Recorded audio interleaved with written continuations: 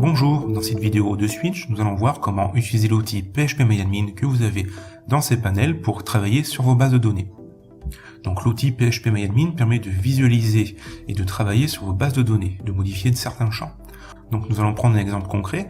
Dans la vidéo précédente, nous avons vu comment créer une base de données, un utilisateur et un mot de passe avec l'outil de base de données MySQL de cPanel.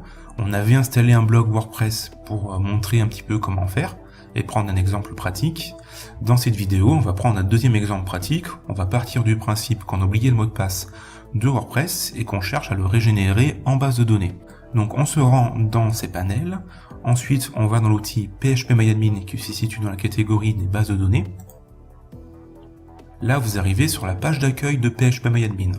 Vous avez à gauche toutes les bases de données que vous avez. Donc là en l'occurrence j'en ai qu'une seule, la base de données qui s'appelle mon tuto BDD, qui est la base que j'ai créée juste avant.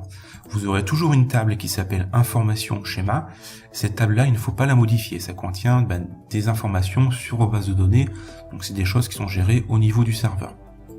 Quand vous cliquez sur le petit plus, vous avez l'ensemble des tables de votre base de données qui se déroulent. Donc je vais cliquer sur ma base de données, ce qui va changer l'affichage du milieu.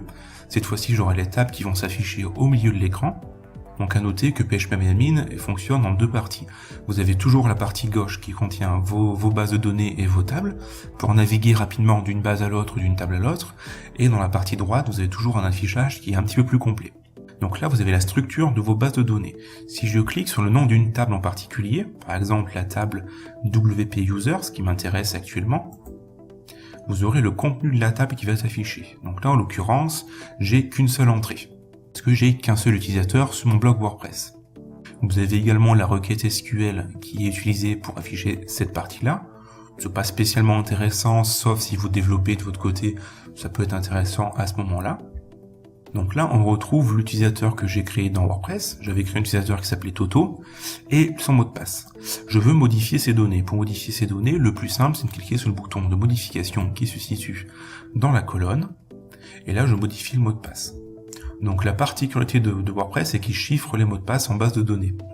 Là, je vais définir un nouveau mot de passe. Donc, je vais l'appeler mon mot de passe. Et je vais encoder ça en MD5. Plutôt hacher ça en MD5. Alors WordPress nativement n'utilise pas du MD5 pour hacher ses mots de passe, mais quand vous changez rapidement le mot de passe en base, ça convient. Il fera la conversion plus tard. J'exécute. Là, j'ai modifié mon champ en base de données. Et maintenant, si je veux me connecter sur WordPress avec les accès, je peux aller sur la page de connexion, taper mon identifiant, le mot de passe que j'ai régénéré tout à l'heure, et j'arrive à me connecter sur WordPress. Dans PHPMyAdmin, vous avez d'autres outils qui sont intéressants. Quand vous cliquez sur une base de données, vous avez la possibilité d'exporter cette base. Ça, c'est bien pour en faire une sauvegarde. Quand vous allez dans Exporter, vous pouvez sélectionner le mode d'exportation rapide au format SQL, et ça va vous donner un petit fichier .SQL qui contient tout le contenu de votre base.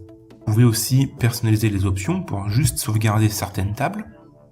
Donc là, vous pouvez sélectionner les tables à sauvegarder. Si vous voulez sélectionner plusieurs tables, il faut maintenir la touche CTRL de votre clavier.